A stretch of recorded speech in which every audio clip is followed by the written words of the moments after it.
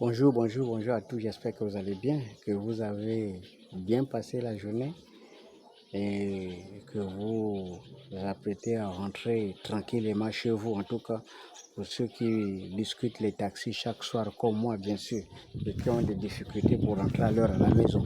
En tout cas, je vous souhaite bonne chance et rentrez chez vous accompagné par la grâce du Seigneur, bien sûr.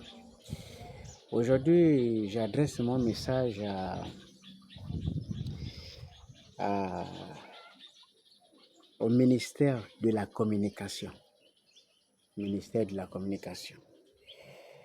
Avant de commencer mon petit message au ministère de la Communication, je souhaite vous passer une petite information pour vous montrer combien de fois c'est un peu complexe. Il y a hier, aux environs de 20 heures, une connaissance à moi m'a appelé du côté de la marine pour me passer l'information sur laquelle sa fille était à l'hôpital général, donc le CH de Libreville. Là où on avait porté plainte à l'activiste là pour avoir dit que c'est un peu dans le noir, au CHU. Et au CHU, il y a un nouveau système, parce que quand vous êtes interné et que vous avez une facture à la sortie de l'hôpital, ici la facture est de l'ordre de 40 000 francs, et que vous payez 20 000 francs, vous avez un reliquat de 20 000. Ça veut dire que la prochaine fois que vous arrivez, il faut solder les 20 000 avant qu'on ne vous prenne en charge. C'est la petite difficulté qu'elle a eu hier. Moi, elle avait un problème de respiration. Elle a été confrontée à ce problème-là. Il y a eu des négociations jusqu'à ce que, finalement, elle a fini par être reçue à l'hôpital. C'est l'information que j'ai eue. Évidemment, ce genre de détails, la population n'a pas cette information, que voici comment ça se passe. L'hôpital ne communique pas, les médias publics ne font pas le travail qu'ils sont censés faire, travail de communication, de sensibilisation, pour que le peuple soit informé de l'ensemble des procédures et des difficultés liées, que ce soit au secteur de la santé comme au secteur de l'éducation nationale. Et c'est bien dommage. Et donc, focalisons-nous donc sur la communication.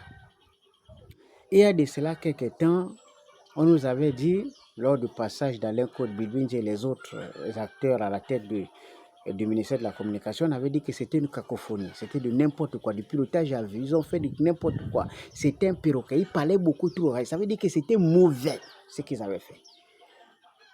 Le 30 août arrive, on a vu comment la première chaîne Gabon première et Gabon 24, ils ont monté en puissance en termes de visibilité, en termes d'audimat, ils sont montés en puissance.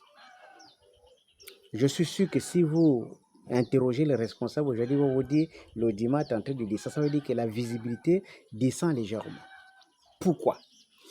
Eh bien, parce que vous avez dit que ceux qui étaient là ont mal fait. Donc maintenant, ceux qui viennent d'arriver là, ils vont faire mieux pour essayer d'éclairer les gens. Mais nous, on est là pour vous rappeler les engagements. Parce qu'il ne faut pas oublier que vous avez pris des engagements, de faire mieux. Et donc, pour rappel, le président réuni la presse lors de la présentation des vœux, il avait dit que désormais la presse était libre, qu'il faut travailler. Faites votre travail, professionnellement parlant, en respectant évidemment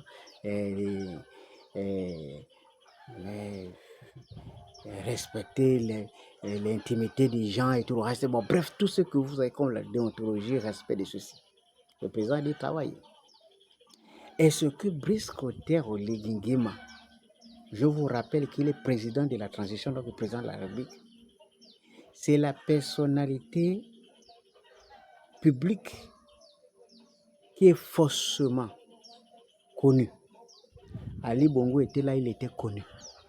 Quand tu es là, quand le peuple te porte, forcément tu es connu. Le 30 août, Oligui Nguema était déjà connu dans tout le pays. Il n'a même pas besoin de pub, en réalité. Je vais vous prendre deux exemples pour que vous puissiez comprendre ce que je dis. Albert Ondossa, le professeur, à la veille de son élection, il était inconnu de la majorité du pays, sauf quelques coins. Dès lors que l'opposition a décidé de faire de lui le candidat unique, en une semaine, Ondossa est passé du statut, en réalité, au statut d'un homme connu et populaire. C'est la force du peuple. Quand le peuple te porte, c'est comme ça. Et quand le peuple retire cette force pour porter sur quelqu'un d'autre, ça donne le même résultat. Donc, Oligema n'a pas besoin de presse. Ondo, ça, pour aller au sommet, n'avait pas besoin de presse, il avait besoin des réseaux sociaux, mais en haut. Vous avez une presse publique qui finit l'argent de l'État, qui finit le budget de l'État. Vous êtes entretenu par l'État. Maintenant, vous avez dit que les autres ont mal fait. Vous êtes en train de faire quoi? On a dit Alain Claude, c'est un parleur, un perroquet. Nous tous, nous sommes d'accord, il était mauvais. Là, c'est Laurence Ndon. Elle était en France, en train de faire l'activisme en France. Elle est rentrée au Gabon. Elle a dit qu'on va faire différemment parce que le 30 août est venu. À quel niveau vous situez la différence? Parce que quand les activités du PDG étaient passées à la première chaîne, elle a convoqué le directeur général pour manifester son mécontentement. Est-ce que c'est sa chaîne de télévision? C'est la chaîne de ses parents. C'est une chaîne publique qui fonctionne avec l'argent du contribuable. Ça veut dire qu'on peut faire passer les éléments de n'importe quel acteur politique, n'importe quelle association. C'est au service public. Le PDG, c'est une entité reconnue légalement. Donc, si on met les trucs du PDG, ça passe. Où est le problème? Et pourtant, elle a convoqué les DG comme des enfants pour m'atteler. Je ne suis pas d'accord. Mais madame, moi, je veux savoir, quand c'est le journal passe et qu'on prend 90% du contenu de l'édition d'information pour vous expliquer au peuple que voici la direction que le président est parti, voici son soutien, voici tel soutien. Vous pensez que c'est ça là qui fait la différence avec ce que les Baléens disaient? C'est là où moi je vous dis, et je ne vais jamais cesser de dire, ne condamnez pas les autres parce que vous êtes en train de faire la même chose, peut-être même encore pire que ce qu'ils ont fait. Parce que pour condamner l'autre, il faut faire différemment. Oh, c'est pas différent. Oh, je vous dis, hein, peut-être les autres n'ont pas le temps de vous dire. Moi, je vous dis, c'est même pire. Et pourtant, Oligema n'a pas besoin de ça. Pour gagner l'élection, Oligema n'a pas besoin qu'on fasse de la première chaîne une télévision purement d'Oligé. On n'a pas besoin de ça.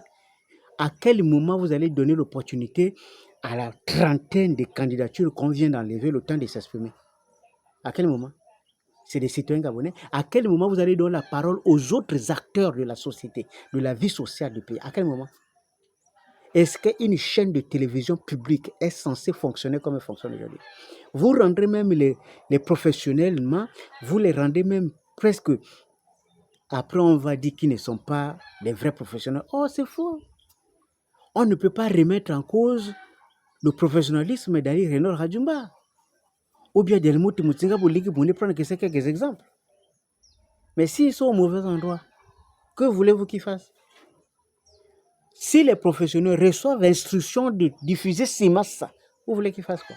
Le problème, moi, c'est que je m'interroge, la même convocation et vous avez initié, parce que le Parti démocratique Gabon a fait passer les éléments. Il faut initier la même convocation pour appeler les DG pour dire pourquoi il n'y a que les activités du président qui passent. Est-ce que c'est ça la chaîne publique? Mais vous ne faites pas. Et vous ne laissez non plus cette ouverture pour les autres acteurs qui pensent autrement, qui peuvent venir donner d'autres informations. Or, le rôle de la télévision, c'est d'éduquer. Et là, vous êtes en train d'abrutir les gens. Et donc, pour juger que quelqu'un de la compétence, ce n'est pas ce qu'il dit, ce qu'il fait. Je vous rappelle que dans ce continent-là, il y a beaucoup de gens. Vous allez remarquer que dans plusieurs médias en ligne ou comme public, il y a des présidents qui se distinguent.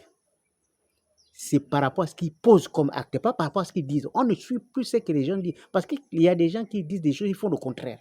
Aujourd'hui, on regarde ce que la personne fait. Est-ce que ce que tu fais en harmonie avec ce que tu dis? C'est ça le problème. Vous êtes censé faire différemment.